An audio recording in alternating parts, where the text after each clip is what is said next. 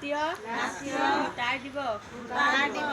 আমি ভাৰতীয় নাগৰিকসকলে গণতন্ত্ৰৰ ওপৰত আস্থা ৰাখি ইয়াৰ দ্বাৰা আমাৰ দেশখনৰ গণতান্ত্ৰিক পৰম্পৰা আৰু মুক্ত স্বচ্ছ তথা শান্তিপূৰ্ণ নিৰ্বাচনৰ মৰ্যাদা অটুট ৰাখিবলৈ আৰু প্ৰতিটো নিৰ্বাচনতে নিৰ্ভয়ে তথা ধৰ্ম বৰ্ণ জাতি সম্প্ৰদায় ভাষা বা আন যিকোনো প্ৰলোভনৰ দ্বাৰা প্ৰভাৱিত নোহোৱাকৈ ভোটদান